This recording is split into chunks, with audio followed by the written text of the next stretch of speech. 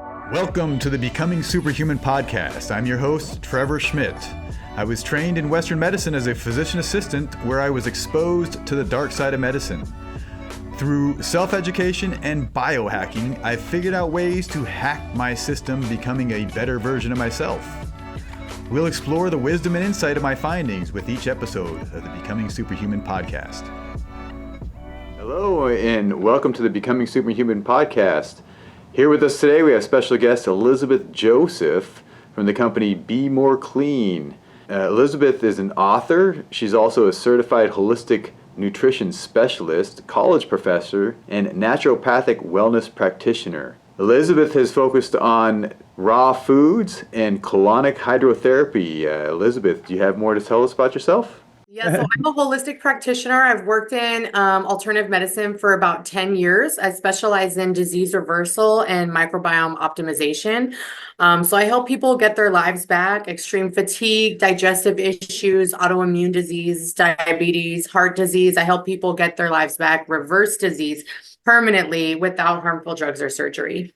I usually like to ask questions about why people got into what they do. And how did it all start for you? It's really funny, actually, because I was in the service industry for almost 20 years, for about 17 years. So I was a server, bartender. I always make the jokes. I feel like the restaurant industry just comes with a side of cocaine. Jaeger bombs, all the mixed drinks, dark beers, loaded beers. Like, that was my life for a very long time. And I actually got injured. I was doing roller derby, and I actually got injured and got really depressed, is the honest truth. And I just started sitting home watching documentaries. One of the documentaries I saw was one called Food Inc. Still very relevant today. If any of you haven't seen it, it's over 10 years old, but I recommend everybody check it out. Food Inc. is it. And it really just talks about the food industry, how it's really corrupt and harming us, essentially, the current food system that we have, that most people are eating. So then I started learning about reversing disease. And then before you knew it, I was, instead of going to bars and clubs, I was going to seminars and talks and lectures. I just couldn't believe what I was learning. My dad had heart disease. To learn that it was reversible sounded crazy. Why aren't our doctors telling us this stuff?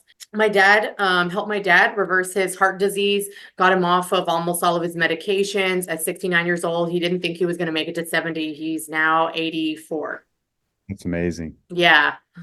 So just kind of kept going from there, really. Yeah, eventually quit the working in a restaurant and started making no money for a little while. Was homeless for a little while, living out of my car, but it was all necessary to kind of get me to where I'm at today, Where are you at right now? Why don't you explain that? Yeah. So I started Be More Raw LLC shortly after going to an expo back in 2014. And that was actually the first time that I had ever met an entrepreneur. Again, something that's not really taught to our kids, except for mine, because of course I'm going to tell him to be an entrepreneur. But, I never even thought that was an option, to be honest. I didn't think that was really possible. And I met this young Black man, like 30 or something, and he had a juice bar in LA. And I was like, what? You could do that? I just couldn't believe it. When I left that expo, that was when I went back to Arizona. I quit my bar job. I was there for 4.5 years. And I was like, I have to find something more in alignment with my life. So I started working in holistic-ish areas. I still stayed in the restaurant for quite some time. But I found, like, at least in the organic vegetarian cafe, right? It was a little bit more in alignment. I wasn't like feeding people poison.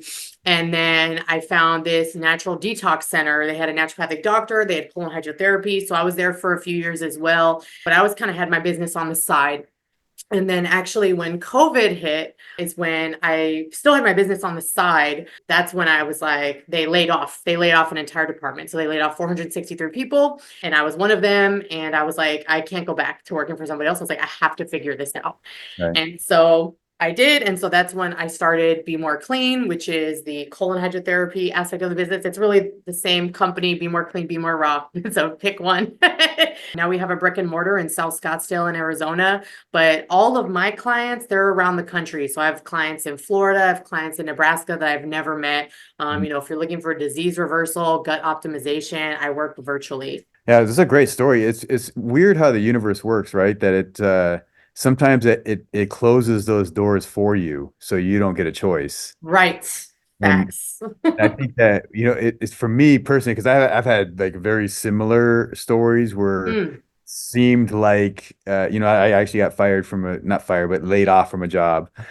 I call it fired. It makes it more dramatic, right? Yeah. But I was laid off from a job and I felt like, it's like a free fall, right? You have Mm. nothing, but then it pushes you into it forces you to make decisions, right? That maybe you've already been thinking about and running through your mind, but it pushes you in that direction, which that's awesome. So ever since COVID, you've had your own thing going? Yep. Yeah. Wow, So it'll be in August, we'll hit 4 years. that's amazing. Yeah. Congratulations. Thank you. So as an entrepreneur, and now you have this business that you're growing, is colon hydrotherapy, is that like the foundation? Is that the base of everything? Colon hydrotherapy is amazing. I love it. It has changed my life for sure.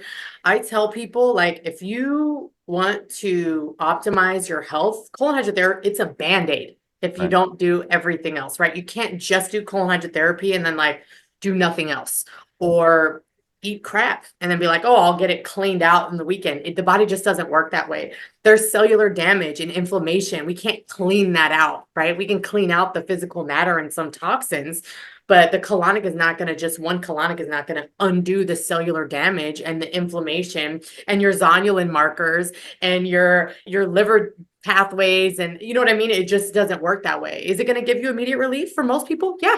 Does it have no side effects? Yeah. Is it natural? Is it safe? Yeah, it's great. It's amazing. And I think that's why it's so popular, because people are so resistant. I think when you really start talking about diet change or lifestyle change, it's hard. It's hard. Food is our culture, Mhm. right? Every holiday is surrounded by food, Right. right? But my damn kids' school giving out candy on Valentine's Day. I'm like, why are you giving the kids candy, right? So it's hard, it's challenging. And so what I really am pride myself on is like baby steps, progress, not perfection. How can we make tiny micro changes that are digestible metaphorically and literally, right? But metaphorically digestible so that doesn't feel like you're restricted. Oh, I can't, I want to, but I shouldn't, Right. or at the end of this cleanse, I can't wait to have a bag of Oreos. Like, no, like, right? How can we make this sustainable? How can we make this long term? So colonics are great. I love them. But yeah, they will be just another band-aid if that's what the only thing you're doing. You're offering other like detoxification and cleansing type products. I mean, we do detoxification, of course, but again, really what I focus on is like optimizing the microbiome. And so that's a process. That's not like an overnight thing. So the first thing I start is non-functional, non-diagnostic testing, which is going to give us an inside look in the body, stuff that you can't see. And I recommend if you are a healthy individual and you have no symptoms, that's the best time to test. Actually, if you have a bunch of symptoms and you're already ill, I'm not actually going to do any testing first, Mhm. because we can bring down a lot of your symptoms externally pretty quickly, like you said, with some detoxification, some diet and lifestyle changes. If you have no symptoms, that's actually really what I would recommend doing the testing, because it's going to let you see things that you don't know are issues to prevent further more serious issues down the line, because the body is not stagnant, we're alive. And so if there's a stressor, an external stressor, let's say mold, let's just throw one out there. Let's say mold, right? Even though you might not be in a moldy environment anymore, if it's causing inflammation in your body, it's just getting worse and worse and worse, because it's making things slowly malfunction. And then now this is going to topple over and it's going to pull from here. Well, now this is going to topple and it's going to make this topple. Well, now you have digestive issues. Well, now you have H. pylori and leaky gut. And so now we have all these other things that we have to deal with, right? When we could have just treated the mold. So again, I recommend functional testing with a practitioner like myself. Again, not your Western medical doctor. These are totally different tests that they are not going to run. And to be quite frank with you, the reference numbers that I use are not what's on the labs. We actually have smaller reference numbers, because what is considered optimal is not normal. Hmm. Right. You got to understand that these lab ranges that most practitioners are using are based on an unhealthy population. Right. So you see, I mean, how many times I'm sure you meet people like, oh, I'm sick, I'm tired, my labs are normal. My labs are normal. It's like, well, you're right. It's because everyone in America is sick and tired, Right. right? What kind of, like, when you say functional labs, which ones, Mhm. what do you consider that? Is that like blood work or stool or? No, a combination. So there's a blood spot test that'll help me look at certain markers like your zonulin, for instance, which is literally measuring like the leakiness of your gut. There's a GI map as well that, yeah, which will help us look at some other markers and look at your immunoglobulin markers, your antigliadin, will show if you're reacting to wheat. So it's basically like an immune system marker in a way. Really, the ones that I like to start with are metals, mold, and your stress and hormone panel, which is Dutch. And so it shows your estrogen, your testosterone, your progesterone, your DHEA, your cortisol levels, but really, really in depth, your estradiol. It's also going to show phase 1 and 2 of your liver detoxification. So it's going to go much more in depth than just the regular blood work your doctor is going to do and say, hey, your cortisol is elevated. Right. It's much more in depth because we are going to look at your total available cortisol, but also what you metabolized. But again, mold and metals can affect all of these things. So that's why I really start there. Just to be clear, it's not a mold test. It's called a mycotox test because we can't really test for mold. It doesn't really show up that way. Can you explain perhaps a little bit more? Because I know you mentioned it. So these are all the toxins, and then the toxins cause the inflammation. Can you kind of describe in your own words and how that process works, and then why it's important down the line of what this inflammation does to the body? Yeah, absolutely. And just to be clear, I'm speaking from experience, Right. when I started this journey, was I healthy? No, I was drinking and doing drugs for 10 years of my life. It was great. It was a great time. I had a blast, right?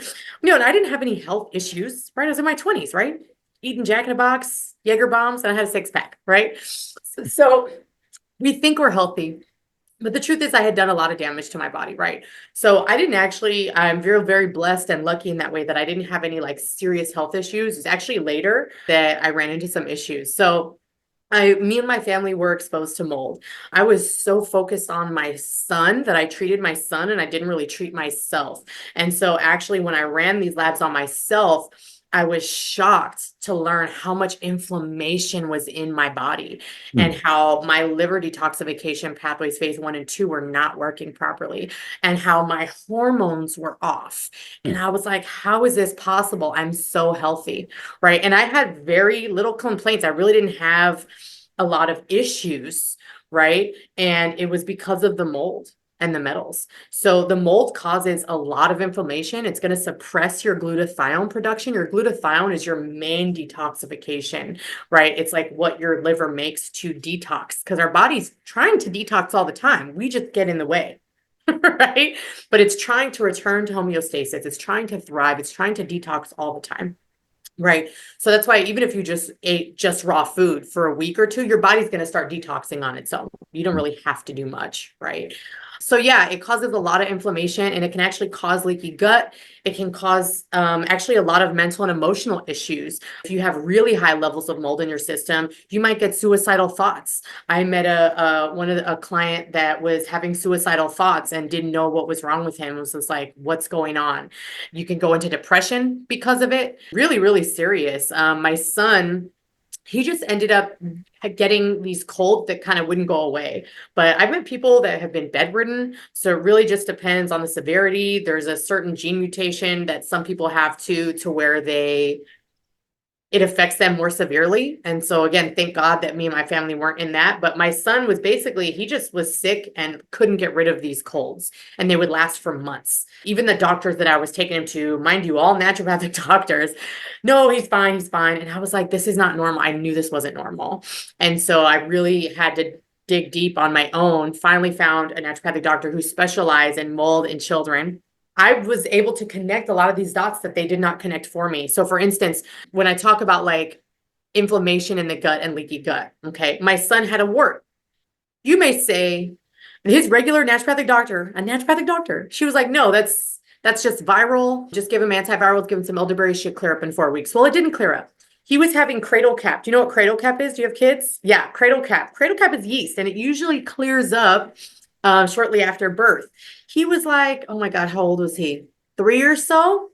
And he was having it. And again, I wasn't connecting all of these dots. I know now that that was all connected. He had a ton of earwax buildup. Even when I asked the mold doctor, she was like, no, it's not really related. Well, I know it was related because guess what? When we cleared out the mold, everything resolved. Wow. The cradle clap resolved, the wart went away, digestion improved. If you're getting kids in like excessive burping, that's also not normal, right? So a lot of things cleared up. Yeah, it was because the mold was just causing this inflammation in his system. That's amazing. It's incredible how many things I think like people live with that they call it normal. And we live in a society where we're trying to be average and normal, and it's like I don't want to be normal. I want to be superhuman, right? I want to be better than Yeah, everyone else. I love it. Yeah, that's right. I want to be superhuman too, man. I'm trying to be the healthiest ever, you Yeah. know? So, I mean, it's awesome because, I was just talking to someone in my previous podcast and in Mm, that you're this mindset of like I have to learn stuff at school to become an expert is like it's so antiquated and old that, like schooling was meant to train people to work in the factories, that's what the stuff was for. yes, I know. Oh my God, so refreshing to hear you say that. Then, it's like I'm glad that you found entrepreneurship because I found it as well, and I knew from a young age because Mm, there's something about it, like I always had this like bullshit like monitor or something, like this perception, this ability to when someone's talking shit, like stupid stuff, I just knew. I may not know what the truth was, but I just knew that something was wrong. And hmm. I just got that sense all throughout school. I mean, even when I went to get my master's degree, it was like it's like I got trained as a physician assistant. Wow. In PA school, like right from the beginning, the big pharma was trying to buy us off, Wow.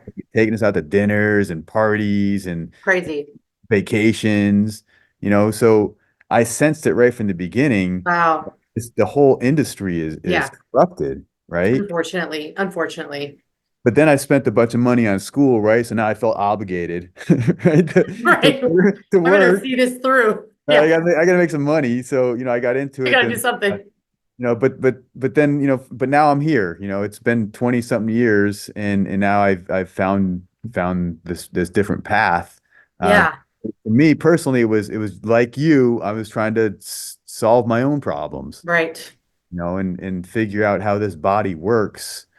So I the last person said it's street cred, right? So you learn from the street or you learn from doing. It's yeah, it's honestly, there's a private inside joke in my household. It's not going to be so private, I guess, after this podcast airs, but I'm kind of just like, school. That's kind Right, of how I feel about it, right? And it kind of hits home. Actually, my stepmom is a teacher. She was like, school's important. And I was like, eh, right. my son's in school right now. He goes to a Montessori and he's only ever gone to Montessori's and he'll never go to a public school. If your kids are in public school, I mean, no offense, but for me personally, I've been in the public school system. Have no desire to let him ever attend any public school. I just feel no reason. I mean, schools have their place. I mean, I learned some stuff in the few years that I went to community college. I was a computer major before I changed career paths to holistic health, believe it or not. So I think they have their place for sure. I mean, I've also gone back and forth about the idea of becoming a naturopathic doctor for years. So, like, I would need to go to a lot of school. And to be honest with you, that's what stopped me. But I've learned, I'm a teacher. I've also taught at a holistic college out here in Arizona, Sweeha, which is where I got my holistic nutrition certification. But if I'm being true and honest and transparent, I've learned so much more outside of any institution, Right. all of them. Even the one, like now when I look at school, it's more like I'm not credential chasing anymore. I'm like there's an Ayurvedic nutrition certification I want for the knowledge. Is Right. it going to look nice next to my name? Cool. But I was like, no, I want that. And then there's another certification. There's like a herbalism one I want. I was like, no, I want to know more about herbs, right?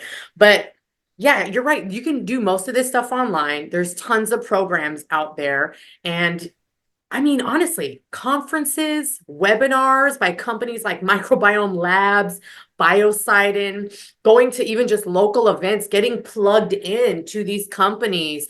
The Food Revolution Summit is a great one they do every year. FDN is doing Holistic Health Week right now this week. I mean, I've learned so much more from those types of webinars and talks. They go so much deeper. It's not this mainstream surface level that, again, even most naturopathic doctors, I'm not saying all of them, but a lot of naturopathic doctors, I've met people that have way more credentials than me, Mhm. and they're asking me how to reverse disease.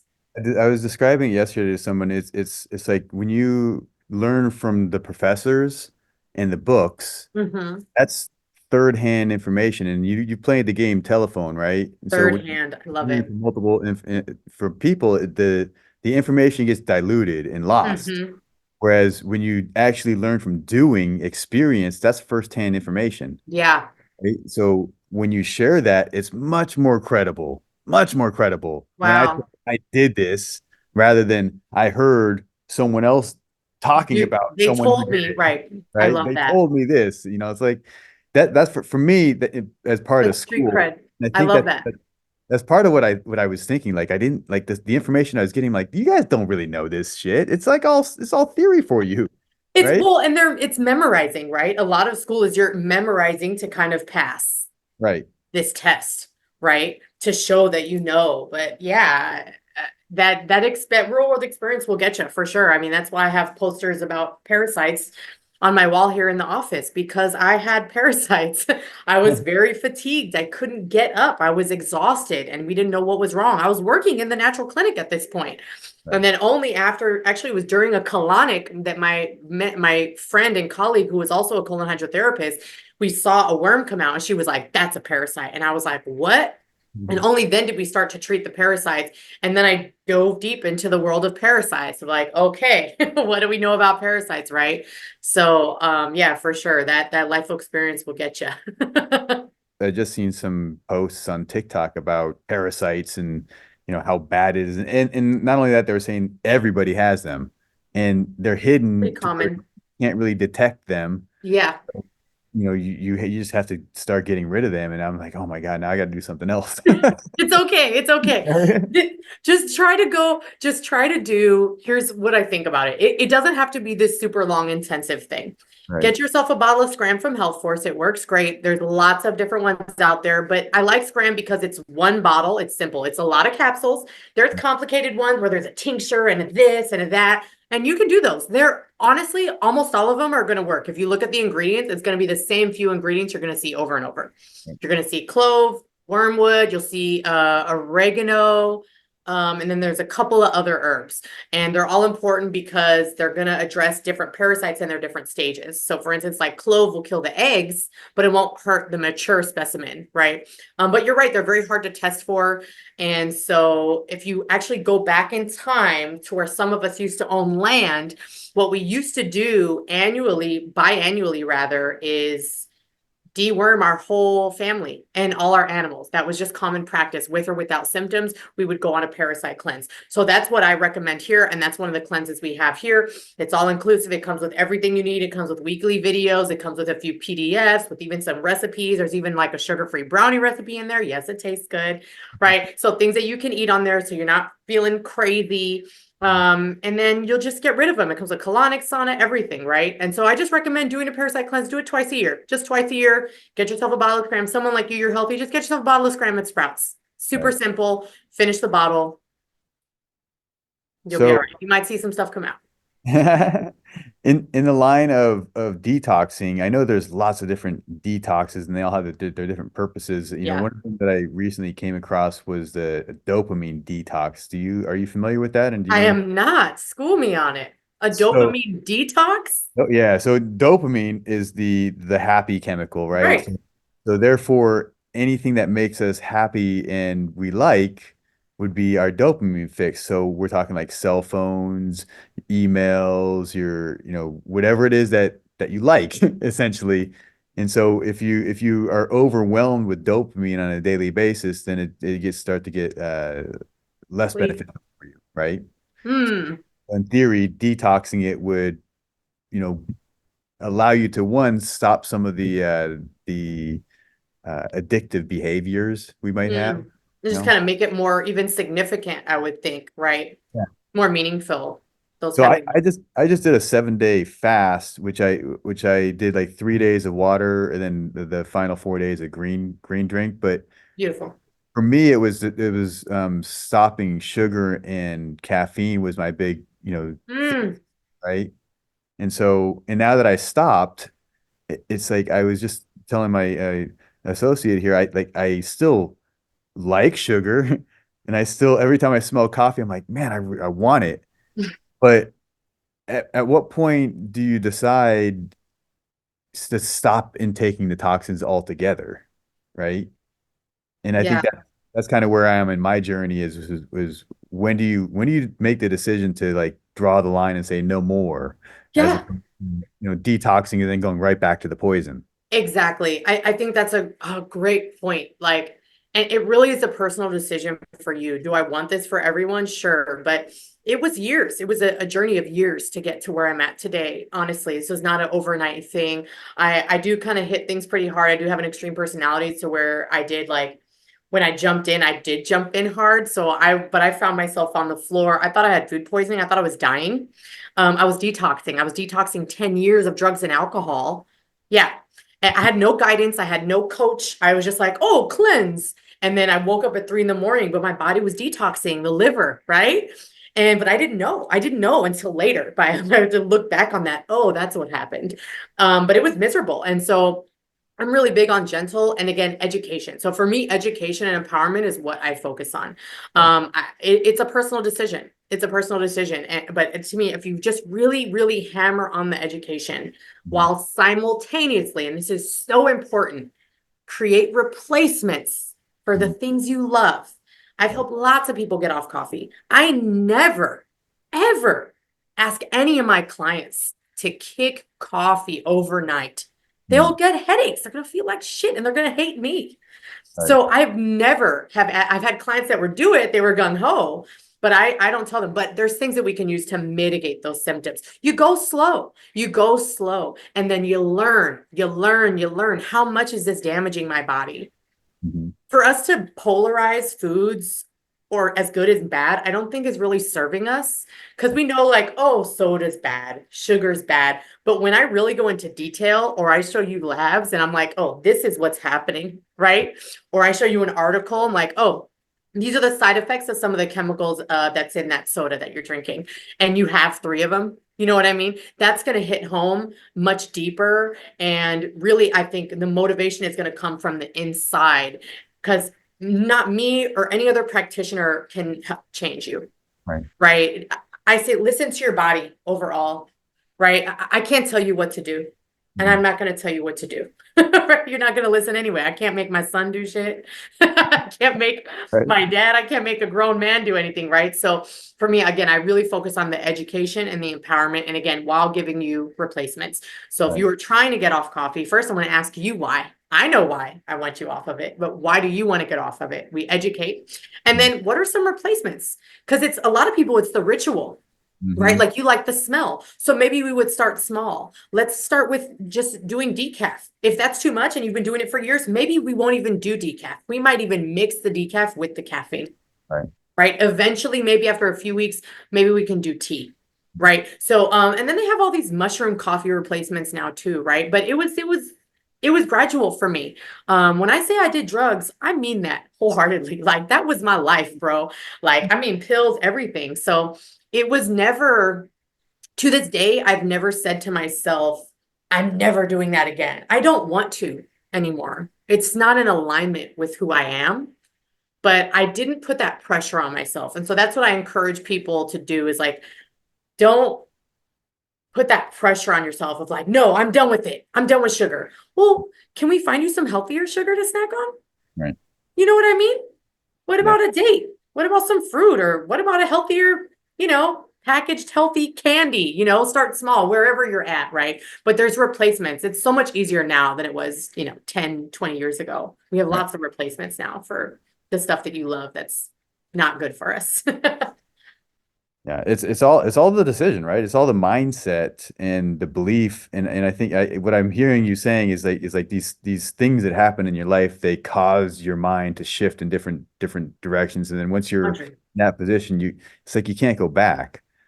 For me, once I get educated and I know these things, I can't unknow it.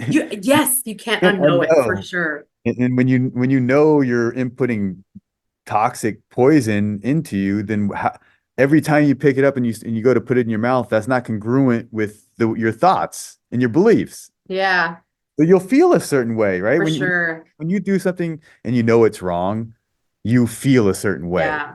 right? And that's I think for me, I've just become more in tune with that feeling.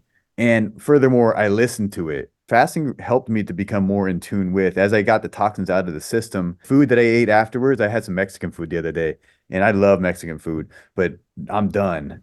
I'm done with Mexican food, right? Well, is it the Mexican food or is it where you got it, right? Because Maybe, I you don't could know. make some Mexican food at your house, but you got to understand when you're eating out at any restaurant, unless they are telling you it's all organic, which they will, right? They're using GMO oils. They're using GMO corn. They're using white rice that has high levels of arsenic in it. And the meat is going to be antibiotic laden, right? So if you made that at home, you could make that much healthier, right? So instead of swearing off Mexican food, right? It's this, maybe it's That eating, place. Yeah. No, just the you're opposite. right. It's also whenever you eat out, like you said, you never really know what they put in it. And they're gonna tell you all the catchwords, right? The organic, it's hand grown, whatever, like whatever they say is you have no idea. So Well, I mean, I feel like if you go to a restaurant and they're saying that it's organic, I think for the most part you can believe them. And the reason I say this because I worked in restaurants for 17 years. But you're not wrong in that, like, you're still compromising your body because they're still storing everything in plastic. They're still using nonstick cookware in the back, which is got PFOAs and those forever chemicals, right? Those are really bad for you. But most restaurants are not organic. right. That's what we gotta, right? Almost no restaurants are organic if we look at the numbers and the percentage wise, right? So people say like you don't know what's in it. Like I'll ask somebody like, "Oh, was it organic?" Like, "Oh, I don't know." I'm like, "No, that's a no. You do know. I'm telling you. Right. If it doesn't say all organic, then it is not. And they are using the cheapest possible ingredients that they can find. Right. That's it. But if you go to a place and they say they're all organic, I'll ask questions. Hey, what kind of oil do you guys cook with? Mhm. Awesome. What are the ingredients in that milk? Do you buy your milk or do you make your oat milk or whatever, right? And if you go to an organic place like that anyway, you're not the only one who's asking those questions, right? I'm super polite about it, right? But I want to normalize that. I want to normalize us wanting to know what's going in our bodies and not being weird because I'm asking what's in your salad dressing or what kind of oil you cook with. Like, you know what I mean? Yeah. But yeah, if you don't know, then I'm telling you, you do know. It's not organic and it's GMO. You're right. There's only a few places that I will go out to eat in this area. Regularly. Because because it is like what I was saying, and I felt like anywhere I went that didn't obviously say we are specifically, vegetarian Right. or From organic, scratch or whatever. or Right. they're specifically promoting the fact that they're healthy, Exactly. they're not healthy. So It's the truth. you It's the know, truth. And they don't mean it. Yeah, they don't, mean to harm, but they just don't know better, just right, like most of us. right. And I think even to take a step further, even the ones that we would perceive them as being healthier, I Hmm. think they use the cheaper ingredients. And so like for example, like a place like my kids love the sandwiches, right? So places like Panera Bread or Subway or any of those sandwich places, like Yeah. we might think sandwiches are healthy, but you don't even know where the meat came from. You don't know where any of the vegetables came from, and we just perceive that because it's cold cuts and because it's vegetables that it would be It's healthy. yeah, it's marketing. It's marketing. It feels healthier, Right. right? Panera Bread, here's another free tip to change the listeners' lives forever. If you're going to a chain, it's not healthy. Right. I don't care who or what it is. Any chain, Panera Bread, Ask them for the ingredients. Go on the website. I do this for my clients. It changes lives. I will tell them to tell me exactly what you ate. I want to know the flavor. I want to know the combo number. And I will go up and I will find the full ingredient list to every element of the meal. Mhm. The bread might have 30 ingredients, just the bread. Did you know that the Chick-fil-A, even the grilled chicken at Chick-fil-A has MSG in it? The grilled chicken breast. That's Yeah. insane, right? So you think, oh, well, I'll get a salad. I had a client, and that's how I know this. I had a client, she was here, her boyfriend went to go to Chick-fil-A. She was like, no, I'm trying to be healthy. So she got a salad with grilled chicken. You think, oh, that must be healthier. Well, even the grilled chicken there had MSG in it and other ingredients, by the way, as well. So any chain, I don't care. Fridays, Panera Bread, I don't care. Mad Greens, Picasso's. If it's a chain, you got to understand most of them are not making food from scratch back there. They're opening bags. I used to work at Olive Garden. I've worked at Mad Greens. I've worked at Picasso's. This is what I'm telling you. I've worked at these places, right? They are opening bags of stuff. Right. They're opening bags of soup. They're not making soup from scratch in the bag. Right. Right. They just, it's at a corporate place, and that's how they keep their cost down, but more how they keep the recipes consistent. They're like, well, we just make it all here and then we'll give you the soup, right? We'll give you the bread. So it's unfortunate, but yeah, any chain, I really just stay away from chains in general, at the very least. And, try to make most of your stuff from home. Do we eat out sometimes? Yeah, once in a while. But once you start, like yourself, you're doing these fasts and stuff, once you start really tuning into your body, you're going to feel it, right? You're going to feel it. Like you said, you had that Mexican food and your body was like, no, no, no, right? So your body's going to scream at you. It's going to tell you. It's just that we've stifled it. We've been taught and conditioned and brainwashed our whole lives, right? And we've just buried it down with TV and media and pharmaceuticals and low vibrational foods. So we're not listening to our bodies anymore. But like you said, once you do a fast or a cleanse, you kind of clear that out and you start fresh. Mhm. People will go back like, oh, I had this fried chicken sandwich from the thing and it tore me up. I don't know what happened. I'm like, that's what it was always doing. You can just feel it now, Right. Yeah.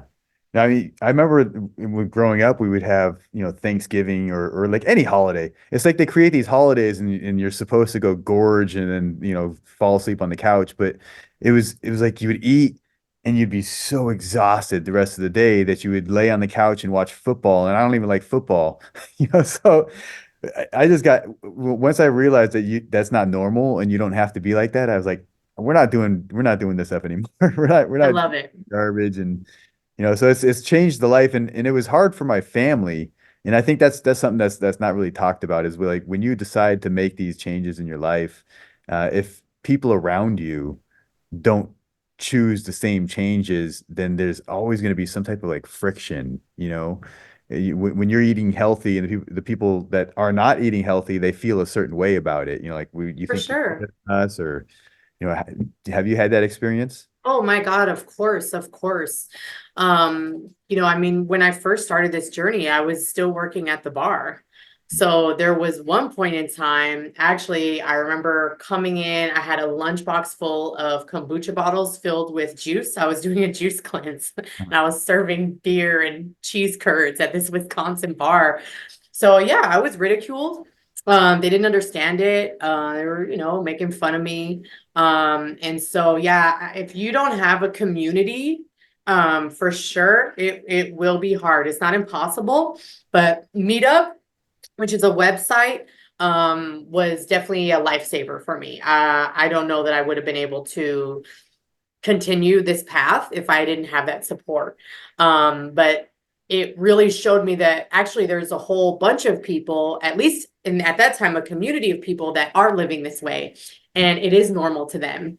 And eating cereal for breakfast is unusual to them, right? Like, that's like basic American breakfast. But, I remember, I think I went in one day and I was pregnant. And so I was eating some like heavier foods and I had some organic cereal and they were like looking at me like, you know what I mean? But that's how healthy they were. They were like, we don't do no cereal for breakfast, Whole Foods, bro. You know what I mean? It was just kind of funny, but having that support group was huge. And so if you don't have a community where you're at, like I definitely recommend going on Meetup. It's completely free. It's not Facebook. You can join groups that are physically meeting in person. But it's huge because there really are many, many people who are living this way, and you're not the only one. You're not the weird one. And they'll have advice, how do you handle family situations? And there's a ton of options. I was I'm not shy, so I was a little more annoying with my family. I was the more like, you guys, right? Which I'm not that way anymore. I realize that that's not going to get you anywhere. People have to really be ready to receive that information. And if they're not ready, it doesn't matter. There's just a wall. But yeah, I mean, you can bring healthy options or just say no, thank you and change the subject. Another option is you'd be like, oh, I have doctor's orders, right? And that'll usually kind of shut people up, but that's a good one. Like, oh, it's doctor's orders. Oh, okay, right. But even just changing the subject, kind of keeping it light, trying not to get triggered. Usually it's our emotional triggers, Mhm. right? That are going to get pushed there. It's like, and we feel some type of way. So this takes time, but really kind of getting solid in yourself. And again, when I say time, I mean years. Like this is my identity now.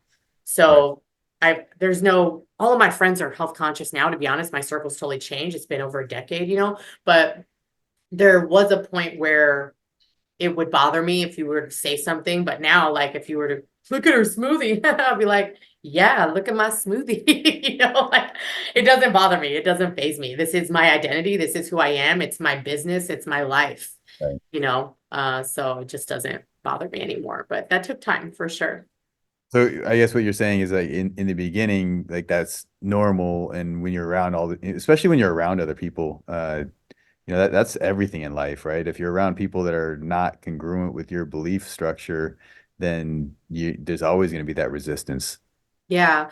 And then, I mean, if we look at, like every successful person, right? Like Tony Robbins, what do they all say, right? Or what's that other guy?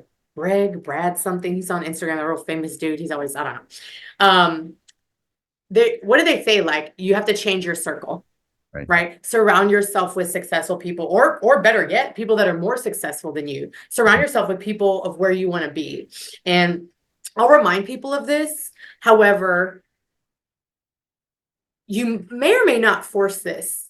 For me, this happened organically. Right. Naturally, my circle changed. There wasn't one day where I was like, well, I'm healthy now, so I can't hang out with you guys anymore, right? No, that's not what happened, right? There was a point, like I said, where I was still working at that bar, and I remember going out with my friends and getting a water, but I was like, no, can you put it in a glass so it looks like alcohol? Give me a garnish. And my friend offered me some blow. That's cocaine for your listeners. And I just pretended to do it because they were drunk. And I was Right. like, oh, yeah, I'm good. Right. I wouldn't pretend to do it anymore. But like at that time, I'm just saying, like, to show you the overlap, like this wasn't an overnight. So like at one point I was still going to bars with them, but sober. Yeah. And then there was another evolution to where, like, naturally, again, when you stopped working there, then my circle's really going to change, right? Because I just got a different job. So now I'm working at this organic cafe.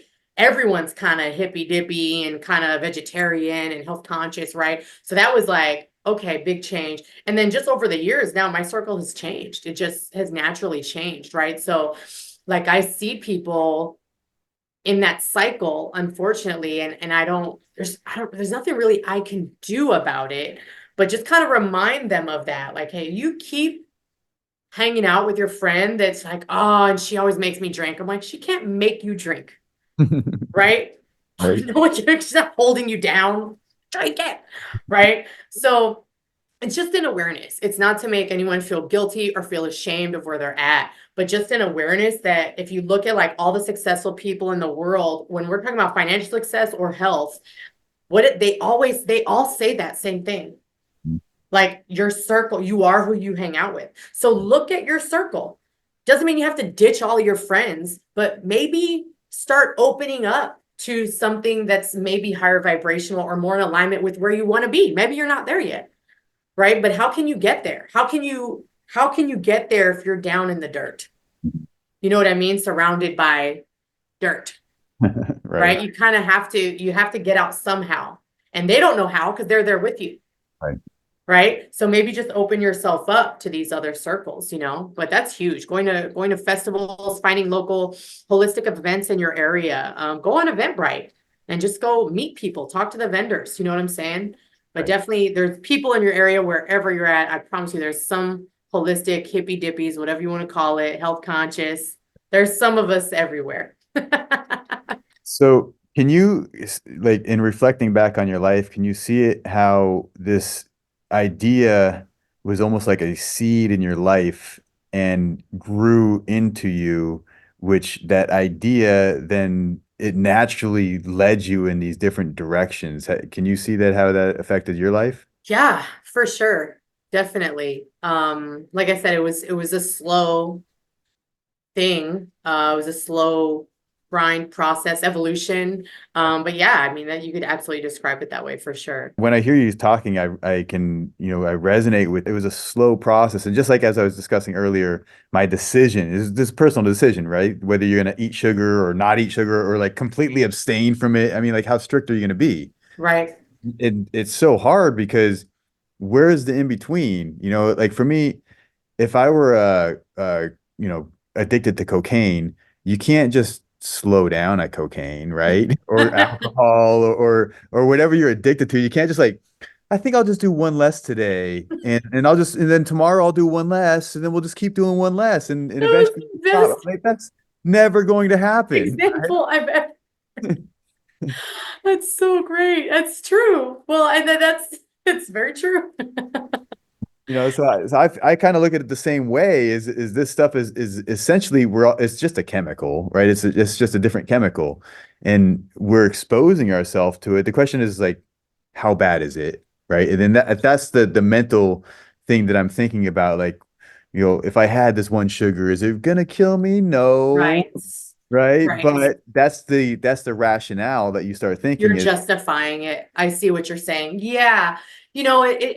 I had a client actually today, and he was asking me kind of about that. And he was like, well, what about this? Is this okay? And I will kind of correct him in a little bit. I was like, well, that's polarizing. I don't do that. I don't want to give you permission of what to eat, right. right? I want to educate you, right? So we were talking about like, what about the starches in this bread? And I said, this is a process and it's an evolution. And I'm still evolving, right? The more I learn, the more I'm like, okay, well, where can I improve, right? So, like we were talking about the starches in this bread, and I was like, well, bread is a processed food, right? Even if you're making it, it is a processed food because it's not a whole food. That's all that means is that it's not a whole food. Oil is a processed food, right? So, am I oil free? No, I'm not oil free. I remember I actually learned a lot about oil and how it elevates your A1C. And I've just really struggled with it. Now, I don't pour oil into a pan anymore, right? So for me, that's something that I feel like I'm healthy enough that I don't worry about it. If anyone has cardiovascular disease, then I would not recommend you be doing any type of oil right now if you're still doing any animal products, because it's just going to elevate that, exacerbate it, right? But we were talking about the starches, and I was like, well, this is where I want to educate you. I don't want to give you permission. He was like, well, is this okay? Can I have this? And I was like, you can have whatever you want. I said, for me, is it something that you want to consume all the time? Right? Starch is not a food. So I put it that way. I was like, starch is not a whole food. Xanthan gum is not a food. Mhm. Right? So if you have a few pieces of bread this week, is it going to kill you? No, you'd probably be okay. His goals were very specific. It was his thyroid, his A1C. So I said, your A1C is already, we got that on lock. I said, your thyroid is going to be more on the inflammation, the sleep, you know what I mean? It's a little different. So I was like, it's really up to you if you want to decide to do that. I wouldn't want you to have it every day at the base of your meal. Mhm. Right. But I said, I had bread for a long time. It was only until very recently, really the past couple of years, that I was like, I think I'm going to chill out from bread for a while. Right. It was just a natural evolution for me. It wasn't a hard stop. And that's why I really don't recommend doing that to yourself. Even Mhm. just that mental pressure, like I'm done with it, right? Like I'm done with Mexican food. I'm done with candy. Like, give yourself some grace. Maybe you're done today, right? But we can make it healthier. You know what I mean? So it's really a personal decision. And then again, if you tune into your body, it's your body's going to tell you, Mhm. right? Your body's going to say no. before you can. Right. You might say no, but then you'll eat it again. Right. Right. So I'm just really like tune in, like, dang, like my body is like really saying no to this, Mhm. even when I have one bite or whatever. What are your patterns? What do you like to eat? Oh, Your Are you still struggling with any vices, or do you have anything that you feel like you still need to improve? Um, I don't really think about it like that. I try not to think about it like that. In terms of vices, I don't desire to drink alcohol anymore, but does that mean I'll never have another sip? No, I don't know. We're going to a wedding later. I might have a glass of wine. I don't know. I went to a microbiome conference last year in October, and they had a free bar, which is kind of crazy. I was making jokes. I was like, this is killing the microbiome. But they had wine, and one dude was like, yeah, have some wine. And I was like, okay. And I took one sip, and I was like, I just didn't have a desire. I didn't even want to drink it. Right. So, if you're still in that place where you want to drink it, the listeners, like, that's okay. It's okay. But for me, I don't even have a desire. When I think about how I feel the next day, it's just, I just don't even want to. So, for me, I can't think of anything that I would consider a vice. I mean, I love food. I've always loved food. That's not going to go away. And I really like to pride myself on what's the healthiest way we can make whatever your favorite shitty food is. Right? Like they give the kids at my son's school regular ass pizza. And I'm shocked. And my son doesn't eat that, but you know what I do? If they're serving pizza at school, I will make him a personal gluten-free, dairy-free pizza, and I will bring it to him so he can participate. Huh. Good. So, yeah, I mean, I love cookies, but I don't consider it a vice. I Mhm. love dessert like anyone else, but I was sugar-free for a very long time. The first place I started was actually with diabetes, and I studied blood sugar management. So I'm very aware of like sugar in general. And so my son knows a lot about sugar, probably than most adults, like to read the label and stuff. So like we'll do like Simple Mills cookies, or there's a new brand I saw. God, what's it called? I don't know. It's called Thoughty or something. It's like a pink and blue tub. It's in the refrigerated section, and it's cashew dough. Basically, it's made from cashews. So, and you can eat the dough raw, which I like, or you can bake it. And so I'll do those or the Simple Mills, and they're low in sugar and they're low glycemic, which are two important things for me. And they're gluten free as well, dairy free. So yeah, like, I mean, we had cookies this week, but I don't consider, for me, I don't look at it as like, this is a vice and I need to not do it. But like, Right. I, my son, like, for me, I see it in my son more of like, oh, he wants to have snacks. And so we'll get him the healthier processed snacks, right? But I'm like, no, you need to have fruit first. You Right. need to have either a smoothie or you need to have a cucumber. He loves cucumbers. So you got to have you need to have some fresh food before you have snacks. Or you had too much. There's these banana chips I sell here at the office, and he loves them. And they're just crispy, savory, like they're not sweet, like bananas with like garlic spices and stuff, and he loves them. Right. But it's still a snack. It's still like, it's cooked and it's dehydrating. And so I'm like, okay, well, you just had a bag of that. So you need to have some fruit. You're not having any more snacks right now. But yeah, I don't really think about it in terms of like a vice or like I need to give up my cookies. Like, no, like I'm going to eat the healthiest cookies. I'm going to eat the healthiest cookies. And if we went to Vegas for my birthday. We went out to eat. We ate as healthier, and I also will bring supplements to mitigate if I'm eating out or GMOs. I'll take charcoal. Bro, if you want to go to a restaurant and you're eating GMO foods, just take charcoal with the meal, dude. Take charcoal with the meal. Bind it. Yes, it's gonna bind to the nutrition, but you ain't getting much anyway. Just take charcoal with the meal, dude. You know what I mean? So yeah, I don't really think about it that way. I haven't, that's a good question though, but I've never really thought about it in that way, in terms of like any vices that I have. Well, do you ever feel like when you do something, you still get that? Because, like, for example, I always try to make the healthier decisions, but I'm getting that signal in my mind that says, like, this is not, you shouldn't do this. So like, for example, yesterday I was in a place, I was hungry, and I was at my office, and there's snacks there that we give the patients, but that's not really healthy snacks. So I'm like, I don't know if I want to do that. Then I realized, like, if I had the thought, then I can't do it. And so I love that. It's really more about now, I think it's about the control of Mm, myself. yeah. That's where that's I guess the entire struggle is making the right decision at the right moment and following through with it, you know. Yeah.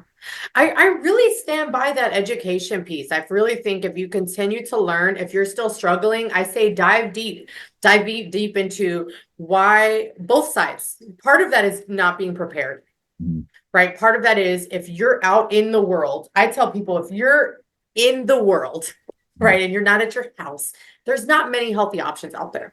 Right. Okay. So being prepared is really important because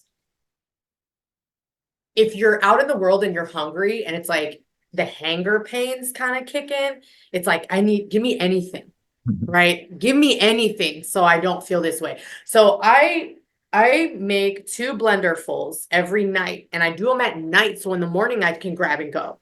I Mhm. don't try to make my smoothies in the morning anymore. It's very stressful for me. So when I get home today, when I unload, I will make 2 blenderfuls. So there's one left over for my partner, but I have 3 of these in my bag every single day when I leave the house. I do not leave my house without these. So I'm never not without food, And right? what's in that? Oh my gosh. So my smoothies are very simple. Um, Leafy greens, always, always, always leafy greens, super, super crucial, important. You're going to get most of your nutrition and healing from the leafy greens. They're going to slow the absorption of the fructose into your bloodstream. You're going to get your amino acids. You're going to get iron, calcium, K. I mean, everything from leafy greens. And then I'll always put a couple of bananas in there. And then whatever fruit, honestly, that I have on hand. And that's going to be seasonal. So sometimes it might be pineapple and blueberries. Oh, and chia seeds. I always put chia seeds and hemp seeds. I'm actually out of hemp seeds right now. The hemp seeds make it creamy. And Okay. if you're lifting weights or you're active in the gym, you might want a little more calories as well, right? So I'll do hemp seeds. And if I'm really lifting a lot of weight, then sometimes I'll add like cashew butter to it. But whatever fruit I have, blueberries, mango, bananas, strawberries, put a date or two if you need it a little sweeter. So pretty simple. Yeah, I don't really go. Do you do any supplements in there, like powders or protein? Nope, nope, nope, nope. You're gonna get all the protein you need from your leafy greens and fruit. You do not need to supplement with protein powder, but if you want more calories because you're lifting weight, again, you can add nut butter, hemp seeds, chia seeds. Those are all gonna have protein and fat in them to help keep you fuller longer. And that's what I had to do. I'm definitely like a high metabolizer, so I needed more calories for sure. Cool. And your kids like those too? My son, yeah, yeah. Nice. When I first started making them, I was very aware of the color. So I made them pretty first. Okay. So I didn't put too much greens, right? Just to get him on board. But now I can just kind of, be like, hey, taste it. He loves the juices though, too, because we have a juicer. And so, any way that you can get, the nutrition in them, the juicing is great, because you can make it sweet, orange, pineapple, and then put some greens in there, and then you're giving him a dose of greens. You know what I mean? Mhm. So, before you mentioned that you had worked on reversing diabetes. Can you talk a Yes, little bit sir. about Yeah. So I started out at working at, oh my God, what is it called? Patagonia. It was called the Tree of Life, Dr. Gabriel Cousins. So he has 10 books. He's a MD. He's a completely holistic though. And yeah, he has a few books specifically on diabetes, very well researched, very science-based, but also holistic in nature. And yeah, I couldn't believe that it was reversible. It was just kind of shocked. So like one of my clients actually recently, she had diabetes, and within her first week, her blood sugar dropped 40 points working with me. Yeah, just for the first week. And we didn't even do a lot of huge changes. She was still eating like her cultural foods. I have another client in Nebraska, and um, the doctors, because she was still working with her regular doctor, they took her off her insulin medication in 2 weeks. Hmm. Yeah, she didn't need it anymore. She didn't have diabetes anymore. So, yeah, diabetes is honestly, I feel like it's one of the most straightforward, easiest to reverse. I mean, a lot of things are if you have the right information, but yeah, really some minor diet changes again. And I really start with where the client is at. So I really want to know, what are you currently eating? Because I want to make this familiar, because we can tell you to stop eating everything you're eating and do smoothies and salads, and yeah, you'll get healthy. Right. But that's probably going to be overwhelming. It's probably not going to be sustainable. It's probably not going to last. And we don't want that. We want permanent change. So I want to know, what are you eating today? What is your normal every day? And then we're going to work with that. We don't have to change the whole menu. Right. We just need to upgrade the ingredients. Honestly, Right. we just need to upgrade the ingredients. You're doing spaghetti and meatballs. Okay, well, let's get this pasta and let's get this sauce instead of that one. Right. And that way it's familiar. It's the same prep. It's the same time. Right. You're going to start to feel better. And then we'll make other changes as well. We're going to add in instead of taking away. Right. And then you're going to feel even better. And then you're going to want to keep going. Right. And then you'll slip up, and that's going to happen. And I want that to happen, because when you slip up, you're going to feel like shit. After you've been feeling good, you're going to feel like shit. And so I always say, like, those slip ups are really crucial to the journey, because they're really going to teach you more. I feel like than I could communicate to you or tell you to, like, don't do that. Don't eat that bag of hot Cheetos. No, go for it. Tell me how you feel after. Those are the lessons, right? Exactly. It's You know, true. you mentioned Tony Robbins, and one of his stories when I went to his conference, he told about when he first started doing his therapy stuff, and he was teaching people to stop smoking, and he would go force the people to smoke, and he would sit there and make them smoke and smoke and smoke, and like 2 or 3 packs until they throw up.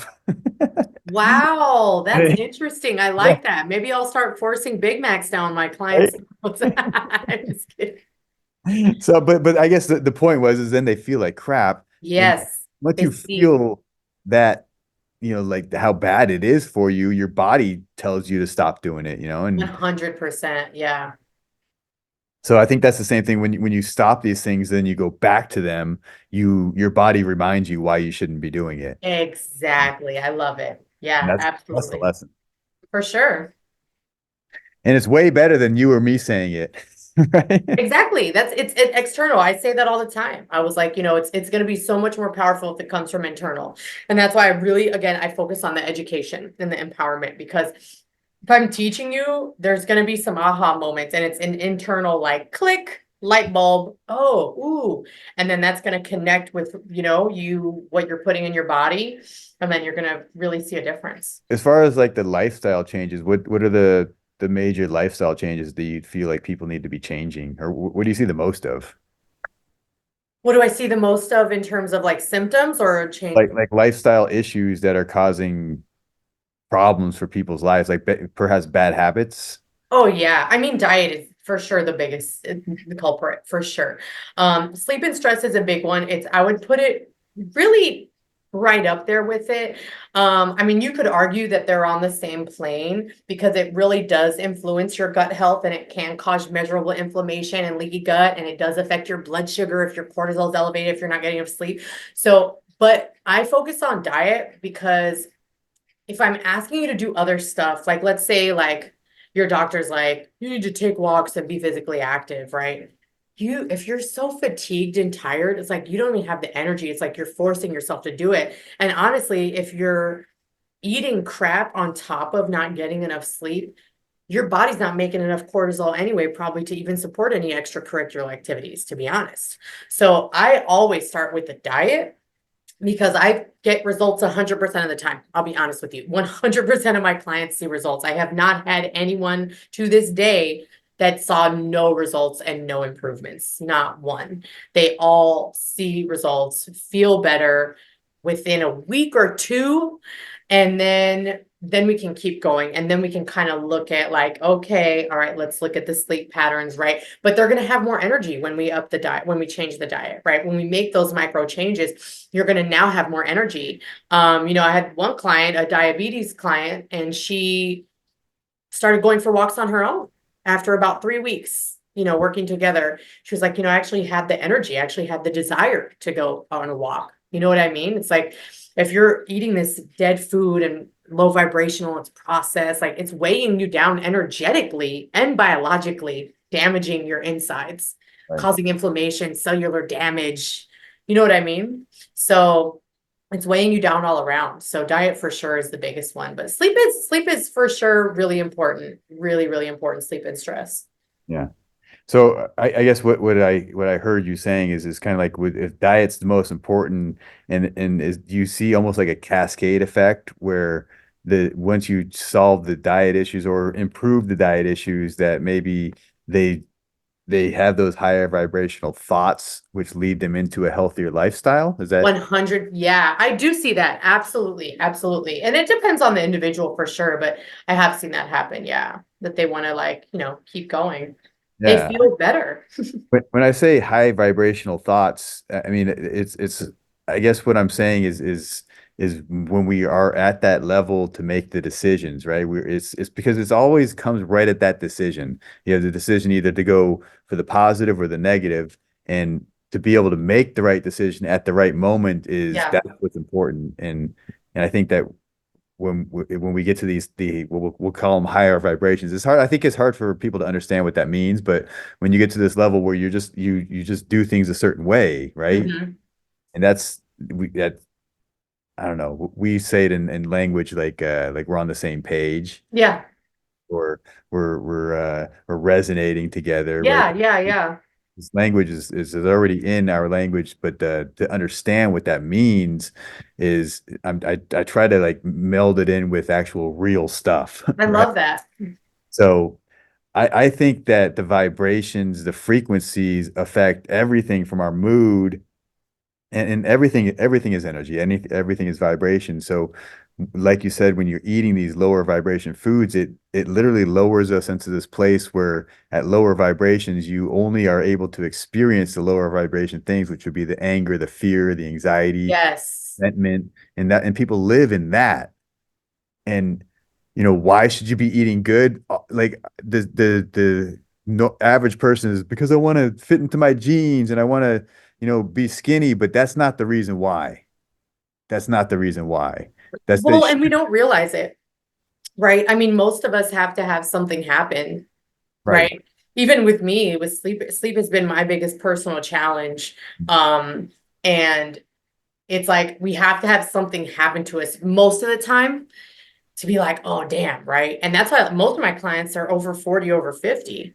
Mhm. It's not because, oh, we're old now, so we're unhealthy. No, it's because the human body is so resilient and so amazing that it is handling all the crap we're throwing at it for a long time, but it's not designed to handle us throwing crap at it all the time. So eventually the damage accumulates and stuff breaks down. Right, And then you see symptoms. right. And then you have clients talking about, man, I was fine before I got COVID and now this. I was fine before I went on vacation and now this. And I'm like, that's not what happened. One piece of pizza is not going to put you over. No, that was the needle on the haystack, right? It feels like it was this, you were fine before I got COVID, before I went on this vacation, I ate this food before that food poisoning and everything's been off since. No, if you had a resilient, optimal microbiome, then this food poisoning, you'd be back already. It's not going to take you out and everything's out of whack. You got COVID or any other illness because your immune system was compromised. That's why, right? So it's not this overnight thing. It takes time. This is years of damage, right? Which is why it takes time to rebuild and regrow and make it better, right? Exactly, exactly. But quicker than you think. Yeah. Quicker than you think. There was a study they did with the Hadza tribe and this Australian man. So the Hadza tribe lives in Tanzania. They have the richest microbiome diversity in the world, and they have virtually no chronic disease in their population at all. So they've been studied quite a bit. We've studied their stool compared it to population. So they took the Australian stool sample and they compared it to a regular population. And then he actually went and lived with them for about 2 weeks. And his microbiome changed dramatically just by living with them for those 2 weeks. So you can change it a lot quicker than you think. Hmm. Right. But yeah, you got to make those changes. Are you familiar with what do they call it? Like a transplant of the microbiome? Is Yes. that what it's called? I It's mean, no, it's called a stool. It's like a poop transplant. yeah, Yes. poop transplant. That's essentially That's what it is. better language. I like that language. I mean, there's a word for it that neither of us are hitting right now, but that's essentially what it is. They're taking fecal matter, a fecal transplant. They're taking fecal matter from you and then they're putting it in me. Huh. That's what it is. And do you know anything about like the benefits and or have you had any experience with people who have done that? I have, I've seen really good results. I have not gone into it a lot, but for me as a holistic practitioner, surgery is always going to be our last result. So I will never recommend that. And I will also remind you that if you're doing that, just keep in mind, if you are eating the same foods, you're going to trash it. You're going to waste the whole surgery, right? That's another Band-Aid. I've seen really good results though. I haven't heard of any serious, issues. I've seen really good results, but again, if you're eating whatever foods you're eating and whatever lifestyle you're living, whether it's you have mold or metal or whatever, they are all affecting your microbiome. So let's say I get the transplant, if I don't change that external factor in what I'm putting in my body, then it's gonna be a waste anyway, because it's gonna go back to how it was. Right. Right? You might see some differences in some keystone species, but again, if you don't feed them, they're just gonna die. Mhm. They're gonna die, right? So your diet is what is gonna be the biggest predicting factor. And we do know that from a lot of research in your microbiome is your diet is gonna be way bigger predictor and influencer than any fancy probiotic you could take. Your Hmm. diet, your diet, your diet. Right. What's your experience with cancer? I know you had said, not only the diabetes, but you work with Mhm. cancer as well. Is that primarily diet? Yeah, yeah. Well, the clinic I used to work for was with the naturopathic doctor as well. So she was doing some natural methods, IVs, ozone curcumin, other anti-inflammatory things and immune supporting. And then I would work with the diet. But there are lots of places that are having really great success with helping people reverse cancer and with just diet. And there's lots of successful people that have reversed it with that way. So that's definitely what I help people with. I actually have a cancer patient right now, but she's doing really well. Um, she said she's about done. She's almost done with her doing chemo. Like she's going to stop doing it. Of course, that's her decision. But yeah, there's lots of case studies and people that have had success with that. Familiar with Dr. Sebi and his teachings? I am familiar with Sebi a little bit. Yeah. With his story, he supposedly cured cancer and then, fought went to court over it and won. I have books on him of his teachings, and he talks a lot about the alkaline diet, and that's the big thing that he's pushing. Is that similar to what you were doing? Similar, yeah. So he does cooked food, and he does it again. What I do is more individualized. So Sebi is wonderful, and I love what he's done for the Black community. Um, but it's a very limited list. He has a list of foods that are okay and approved, and a list of foods that are not okay. So if you look at the actual research, it's actually harmful to our gut and our microbiome to have a low variety of foods. You need a wide variety. Diversity is key in having a healthy microbiome when we look at the research. So I do not really practice Sebi, but I love what he's done for the Black community because he really has made health like in the forefront. Right. But he really doesn't want us to eat any hybridized foods. But if you live in the real world, then you'll know that almost all the foods we eat are hybridized. And a lot of them are anti-cancer and really good for you. So like all the cruciferous family, those are all hybridized foods. Hybridized is not the same as GMO. So I just want to make that super, super clear for our listeners. GMO is not hybridized. So here we were talking about, oh, I want my seeded watermelon. That is not a GMO watermelon because it's seedless. It is hybridized. Hybridization is just crossbreeding seeds, which farmers have been doing without labs and microscopes for hundreds of years. It is not the same as GMO, which is researched and we know that it's very harmful to us. So if you're going to avoid seedless watermelon, then you might want to also avoid bananas, apples, strawberries, celery, broccoli, cauliflower, kale, like all of those are hybridized, right? These are healthy foods. So he does not recommend eating any of those. No, I don't practice his teachings. And there's only like, I think 2 nuts that he says that you should have, which is Brazil nuts and one other one. Huh. But yeah, we need a variety. So we don't want to limit our food in that way. Okay. Good information. Did you have anything in particular that you feel like we haven't discussed yet? No, I think it was been wonderful and I've had a really great time talking with you and no, it's been a wonderful organic conversation. So Organic, unintended. yeah. So I'm talking about doing this like some type of the dopamine detox. I'm gonna go back to this. Yes, let's hear it. I wanted to kind of get your thoughts because Yeah. for me, like if we say dopamine is the chemical that's the happy chemical, then I would want to cut out. There's a lot of things that make me happy. Obviously playing with the phone, that's a no-no, right? Yeah. But there's a lot of other things that make me happy too. I mean, just going out and walking is makes me happy and doing things. So I'm almost thinking like isolation and deprive it's like deprivation of stuff in order to Uh-huh. in order to become more conscious of the urges that we actually have, right? Because if Yeah. too much movement and you're too busy doing things, I think you miss out on the signals. But what's your thoughts? What would a dopamine detox mean for you? I mean, I'm interested. I would want to know more about like the science of it because like you said, dopamine is our happy brain chemical. So to me, it sounds like half of me is like, well, why would I want to stop that? Because I know like oxytocin, right? Like it's good for me. Like we need those things. So half of me is thinking that, but when you put it in terms of like looking at like Facebook and social media, like that to me makes sense. Um, so yeah, I would want to learn more about it. I don't know that I'm fully on board, but I can't advise against it either. I would just want to know more about it for sure. It sounds interesting. It Yeah, sounds interesting. I mean, I could see doing, I mean, it's not something that you're measuring, right? You're really just saying like, how can I abstain?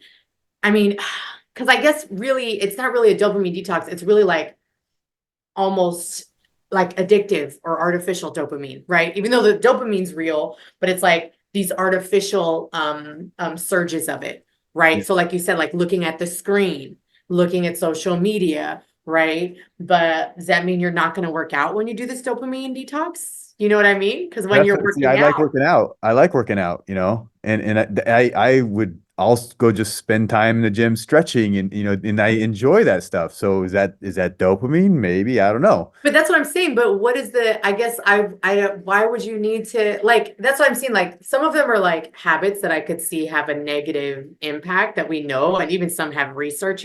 But for me, like, working out is such a positive activity for so many reasons that I don't see a reason to abstain from that dopamine. But like I said, I mean, do it and you tell me how it goes. The theory, right? The theory would be is if you were able to stop the dopamine surges, the overabundance of dopamine, and wherever it's coming from, good or bad, if you're able to stop the overabundance of it for a period of time, then Hmm. in theory, and this is what I'm hoping, in Right. theory, it'll make you more sensitive to it.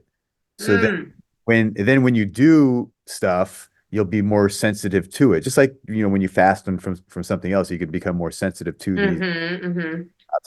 But then it's also after you detox away from the stuff, if you go right back to it, then it's the same flood. So Right, right, right. Yeah, interesting. You, like I said, you tell me how it goes. I'm not going to be doing no deep dopamine detox no time soon. I'm gonna be the test for sure. You tell me how it goes. And then the after, for me, the after is so much more important, right? When I talk to clients about their cleansing, like, oh, I'm going to do this cleanse. I'm like, cleanses are great. Yeah, we sell cleanses. What are you going to do after that cleanse? Right. That's so much more important. Yeah. What are you doing in between the cleanses? The everyday your everyday habits, your everyday food, your everyday consumption is more important than the one-off vacation, than the wedding, than the one-off cookie or whatever, right? Your everyday is what's so much more important and a bigger influencer in your overall health, Right. mental health, emotional health, memory, learning. I mean, all of that. Right. Well, Elizabeth, thank you so much for your time. This was Yes, amazing. I really enjoyed speaking with you. absolutely.